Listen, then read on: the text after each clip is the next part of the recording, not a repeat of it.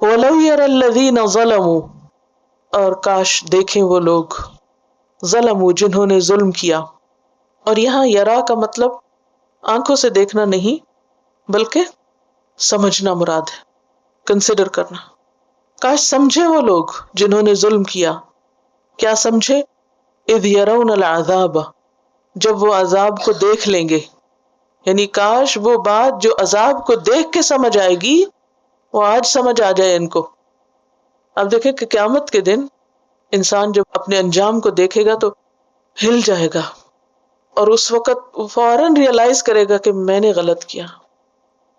کیونکہ جتنی بھی قوموں پہ عذاب آیا، عذاب کے وقت انہوں نے کیا کہا؟ انا کننا ظالمین، ہم ہی ظالم تھے. تو یہاں پر بھی فرمایا جا رہا ہے کہ کاش وہ لوگ جنہوں نے ظلم یعنی شرک کیا، اللہ سے بڑھ کر اور چیزوں کو چاہتے رہے، جب اپنے انجام کو دیکھیں گے تو اس وقت جو حقیقت ان کو سمجھ آئے گی کاش وہ آج سمجھ آئے.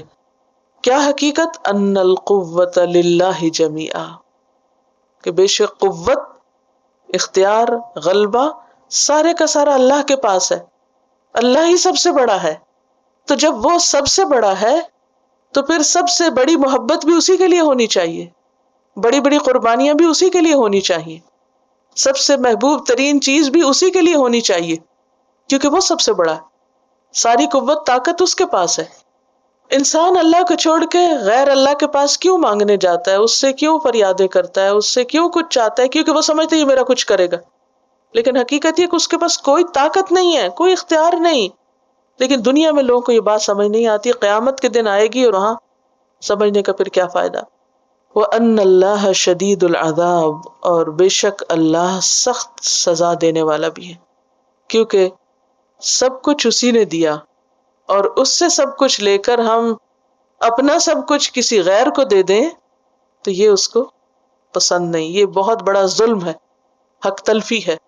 لہذا قیامت کے دن ایسے لوگ سخت سزا کے مستحق ٹھہریں گے. وہ سخت سزائیں کیا ہیں؟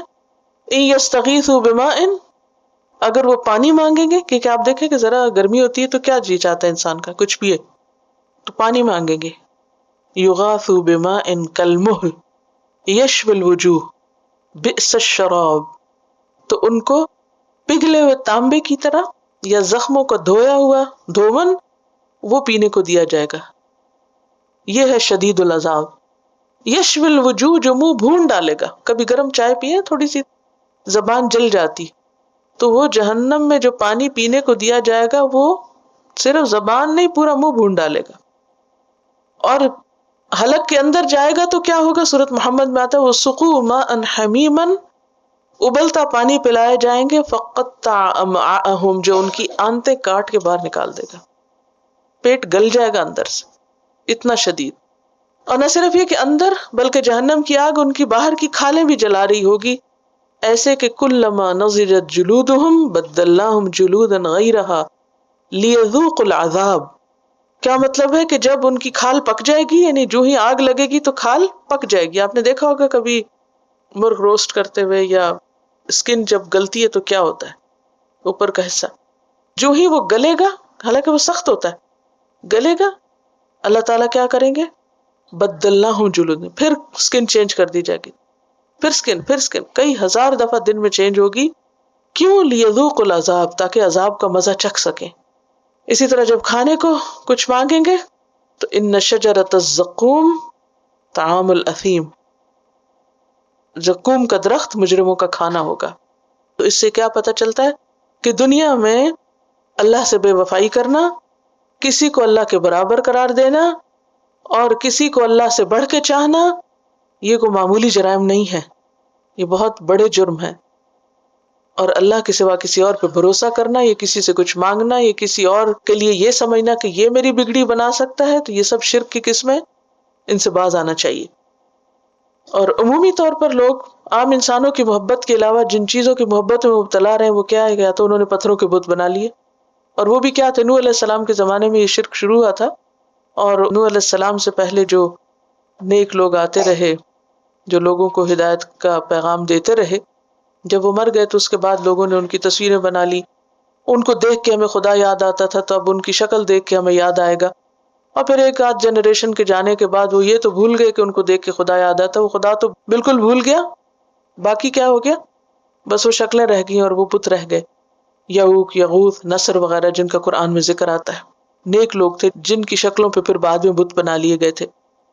پھر اسی طرح بعض اوقات مذہبی شخصیتیں، پھر اور چیزیں، درخت اور پتھر اور سورج اور چاند اور باقی چیزوں کا، حتیٰ کہ اتنے زیادہ الہوں کے نام ملتے ہیں کہ جن کو گنا نہیں جا سکتا، کیونکہ شرک جو ہے وہ انتشار ہے سراسر، جس کو جو چیز اچھی لگی اس نے کہا یہی میرا خدا ہے۔